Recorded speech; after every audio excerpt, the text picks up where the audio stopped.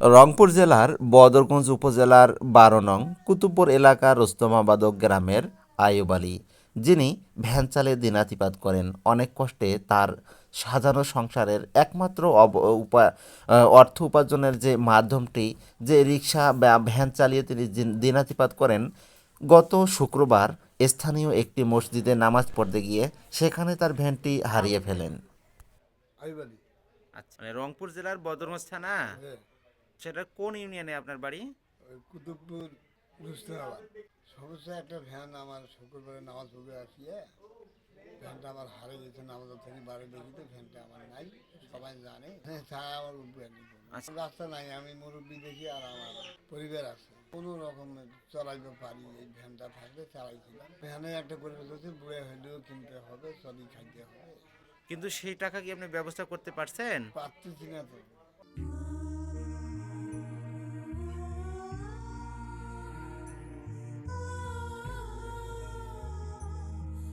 আসসালামু আলাইকুম। আসলে একটা বিশেষ কথা বলার জন্য আমি ভিডিওটি নিয়ে আসলাম। সেটা হচ্ছে রংপুর জেলার বদরগঞ্জ থানার পদাগঞ্জ বাজারের পাশে ১২ নং কুতুবপুর ইউনিয়নের রুস্তমাবাদ নাম এলাকা।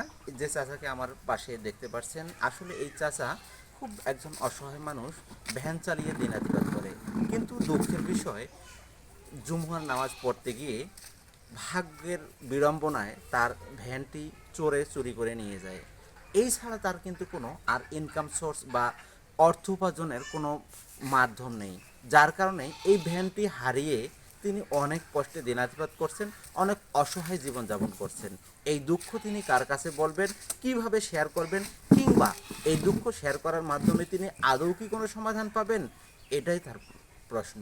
কিন্তু এই ভিডিওটা করার একমাত্র লক্ষ্য বা উদ্দেশ্য হচ্ছে, এখনও দেশে ভালো মানুষ আছে, মানুষ দান দক্ষিণা করে, মানুষ চাইলে মানুষের জন্য পাশে দাঁড়াতে পারে, অনেক উপকার বা সহযোগিতায় আসতে পারে।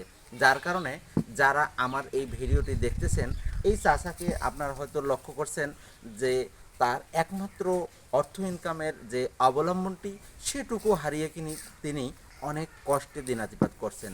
তাই আপনাদেরকে অনেক মানে করজোড়ে হাত জোর করে বলছি যে যারা এই ভিডিওটি দেখবেন, দয়া করে যদি আপনারা আপনার দান দক্ষিণা জাকাত ফেতরা কিংবা আপনাদের আয়ের একটি অংশ, ক্ষুদ্র অংশ এই চাষার জন্য যদি আপনারা বাজেট করে দিতে পারেন কিংবা পাঠিয়ে দিতে পারেন, কিংবা কোনো সহৃদয়বান ব্যক্তি চাইলে যদি তার ইনকাম সোর্সটা বা অর্থ উপার্জনের সেই মাধ্যমটা আপনারা ফিরিয়ে দিতে পারেন, তাহলে হয়তো বা উনি আবার তিনি স্বাভাবিক জীবনযাপন করতে পারবেন। স্বাভাবিকভাবে যখন তার অর্থ উপার্জনের একটি মাধ্যম থাকবে, তিনি কিন্তু অন্তত ৩ বেলা ভাত খেতে পারবেন, যেটাও বর্তমান হয়তো সম্ভব হচ্ছে না। তাই দয়া করে যদি কোনো ব্যক্তি, কোনো ভাই কোনো দান দক্ষিণা করতে নাও পারেন, আপনাদের কাছে একটি বিশেষ অনুরোধ, আমার এই ভিডিওটি দ্রুত সকলের মধ্যে শেয়ার করে দেবেন।